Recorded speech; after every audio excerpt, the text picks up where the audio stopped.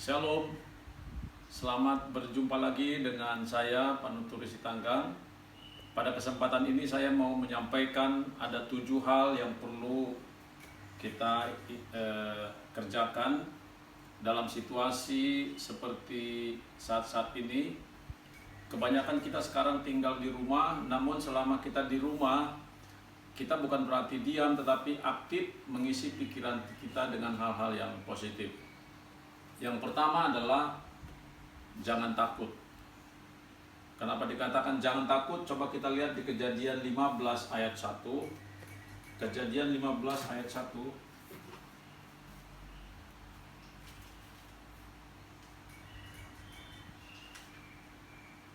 Pertama kali dikatakan oleh Tuhan kepada Abraham. Kemudian datanglah firman Tuhan kepada Abram.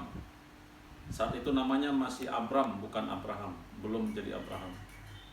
Kemudian datanglah firman Allah kepada Abram melalui sebuah penglihatan. Janganlah takut, Abram, akulah perisai bagimu, upahmu sangat berlimpah-limpah. Firman Tuhan ini datang kepada Abram setelah Abram mengalami peperangan yang panjang melawan beberapa raja di wilayah Kanaan, membela atau merebut keponakannya Lot. Abram dinasihati oleh firman Tuhan supaya jangan takut, akulah perisai bagimu. Tuhan tahu apa yang melanda Abram adalah ketakutannya bahwa usianya sudah hampir 100 tahun. Kalau kita lanjut membaca Kejadian pasal 15 ini, Abram di sini mulai ragu akan janji Tuhan karena usianya telah mencapai hampir 100 tahun. Sedangkan ia dijanjikan akan memperoleh banyak keturunan. Tetapi pesan Tuhan di awal pasal ini meneguhkan pikiran Abram. Nah, pesan ini juga perlu kita isi dalam pikiran kita dalam situasi virus corona yang melanda dunia. Banyak anak-anak Tuhan, gereja-gereja mulai ragu. Betulkah janji Tuhan akan hidup saya? Betulkah semua yang dijanjikan Tuhan terhadap gereja-gereja? Nah, pesan Tuhan juga disampaikan saat ini bagi kita semua gereja, bahkan semua umat manusia, supaya janganlah takut. Tuhan berjanji, akulah perisaimu. Tuhan adalah pelindung bagi kita. Yang kedua adalah segarkanlah jiwa kita oleh kasih-Nya. Kita lihat di Yohanes 17 ayat 23. Yohanes 17 ini adalah isi doa Tuhan Yesus bagi murid-muridnya. Nah, di ayat 23 dikatakan apa? Yohanes 17 ayat 23. Saya bacakan buat saudara-saudara. Ini yang menyegarkan jiwa kita. Yohanes 17 ayat 23. Aku di dalam mereka, ini Yesus berkata kepada Bapa, aku di dalam mereka dan engkau di dalam aku, supaya mereka sempurna menjadi satu, agar dunia tahu bahwa engkau yang telah mengutus aku dan bahwa engkau mengasihi mereka sama seperti engkau mengasihi aku. Yesus berkata bahwa Allah Bapa mengasihi Yesus, demikian juga Allah Bapa mengasihi mereka. Mereka ini dalam hal ini adalah murid-muridnya. Jadi ketika kita tahu bahwa Allah mengasihi kita sama seperti Allah mengasihi Yesus, jiwa kita disegarkan. Perbaharuilah kasih Tuhan di dalam pikiran kita, sehingga jiwa kita disegarkan. Satu-satunya yang bisa menyegarkan jiwa kita adalah kesadaran bahwa kita tahu Tuhan mengasihi kita. Yang ketiga adalah percaya kepada kesetiaan Allah. Kita harus percaya bahwa Allah itu adalah Allah yang setia. Firman Tuhan yang mengatakan di 2 Tesalonika 3 ayat 3.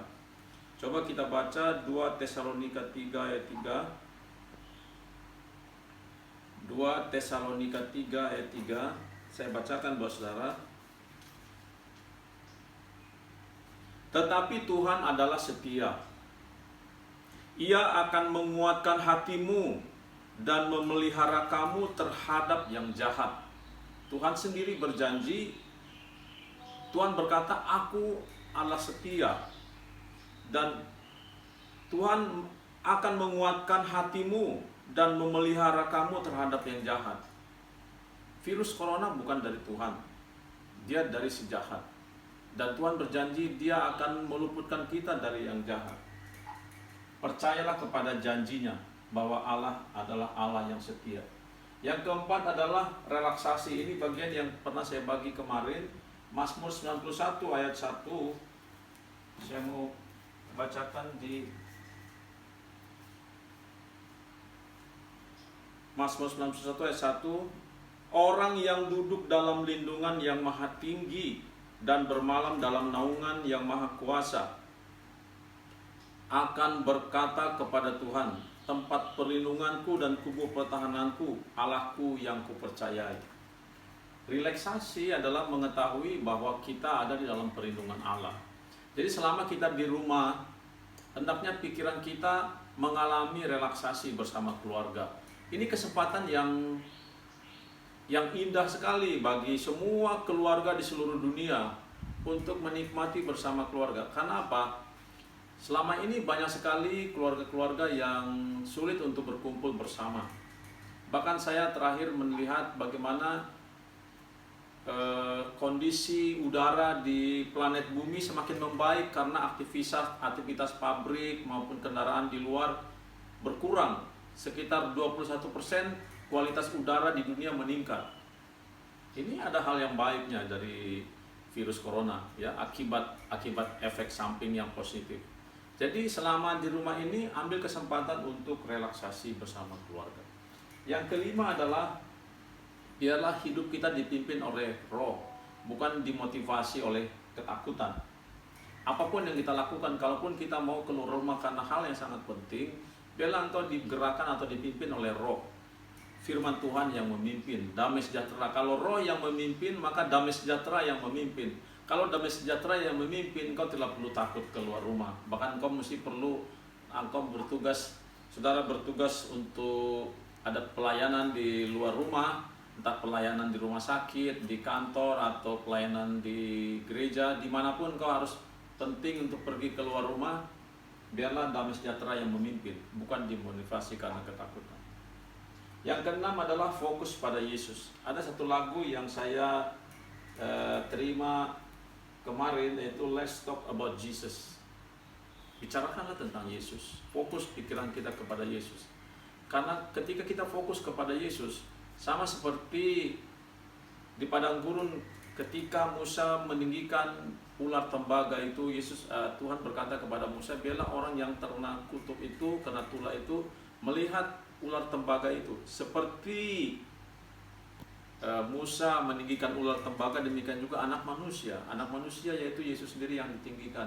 Ketika kita melihat karya salib Yesus, kita fokus kepada Yesus, maka iman kita timbul. Karena iman timbul dari pendengaran akan Kristus. Yang terakhir adalah ketahuilah bahwa virus sudah dikalahkan. Ya, di kayu salib semua kutuk, semua sakit penyakit, semua tulah telah dikalahkan.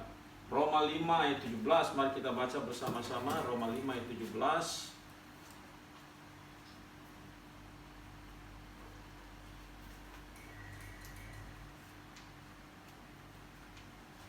Ya. Roma 5 ayat 17. Sebab jika oleh dosa satu orang maut telah berkuasa oleh satu orang itu, maka lebih benar lagi mereka yang telah menerima kelimpahan kasih karunia dan anugerah kebenaran akan berkuasa di dalam hidup. Di sini dikatakan akan hidup dan berkuasa. Namun terjemahan yang lebih tepat adalah akan berkuasa di dalam hidup. Oleh karena satu orang itu, yaitu Yesus Kristus, kita telah menerima kelimpahan kasih karunia dan anugerah kebenaran akan berkuasa di dalam hidup. Kita berkuasa untuk menolak virus corona, kita berkuasa untuk mengusir roh sakit penyakit, dan kita memiliki kemenangan karena di dalam Yesus Kristus. Jadi dengan iman saya mengucapkan bahwa virus sudah dikalahkan. Ketujuh hal ini kerjakanlah selama Anda di rumah bersama keluarga, dan saya percaya hari-hari ini akan berlalu dan setelah hujan akan terbit sinar matahari yang cerah.